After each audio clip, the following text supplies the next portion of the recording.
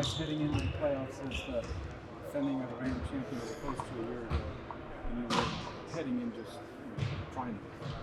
Yeah, I mean, for me, I think it's the approach and just understanding that, come Saturday, there are 15 other teams that want what we have.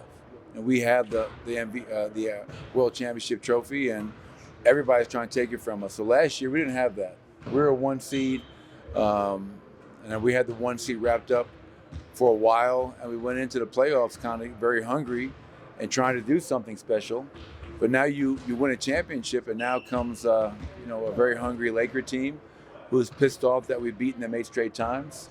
And then you have teams waiting for you in the next round that, the talent in the Western Conference. Like Kevin Durant, Bradley Beal, Devin Booker, they're a 6 seed. So I think the biggest thing for me is just understanding that now you've gone from being a team that is trying to get your first championship to now it's changed because now we're trying to keep it. We're trying to be selfish, keep it, fight for it, whatever we have to do to not let somebody take it from us. Michael, you talked about sort of your philosophy being to want to have Nikola or Jamal on the floor at all times. Generally, obviously, it's tougher to do that when Jamal's on a minutes restriction, but do you kind of treat that as the gospel again and get back to that as much as possible in the playoffs? Yeah, likely. I think it's always in our best interest to have one of our 2 best players on the floor. If you guys have noticed, I've been running Nikola the first quarter a lot of times.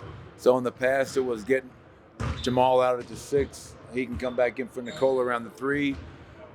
Joker is a thoroughbred, man. So if I run him the whole quarter, I can get Jamal back in to start that second quarter. But one of those guys will likely always be on the court.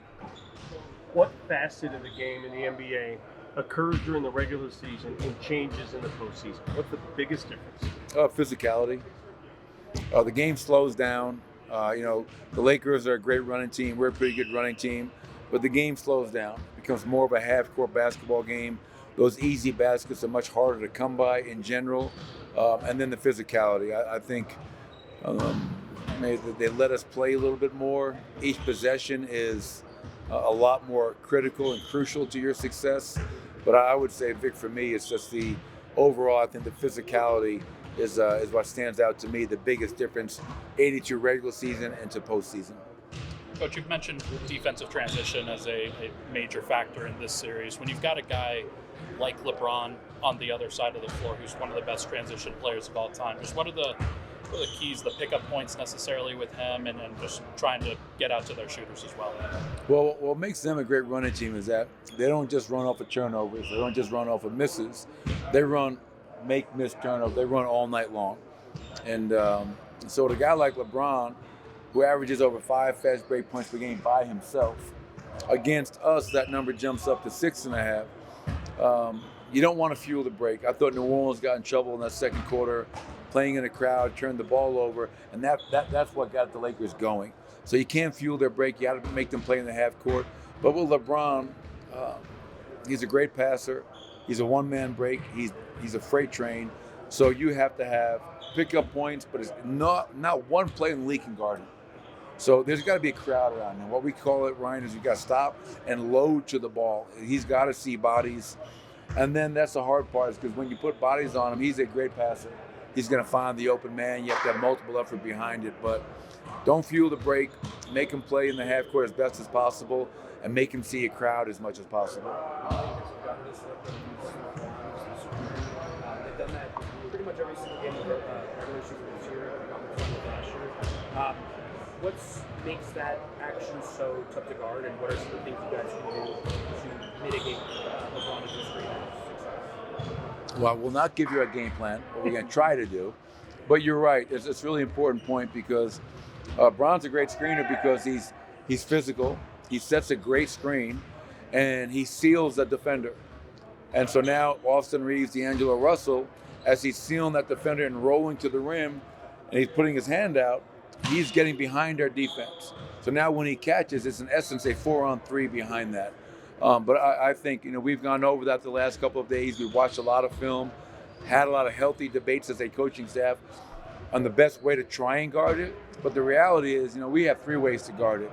You can't give LeBron the same look, and what we're going to try to do is not going to work all the time. So you have to have a plan B. You have to have a plan C. But we have to match his physicality.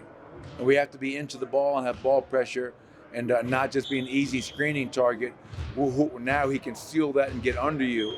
But definite challenge and something that he and they as a team do exceptionally well. Is it difficult for someone like LeBron who has such like high usage to play like that when you're setting ball screens over and over, playing like a really physical game like that? I think for most people you think it would, but I mean, what is it, year 21?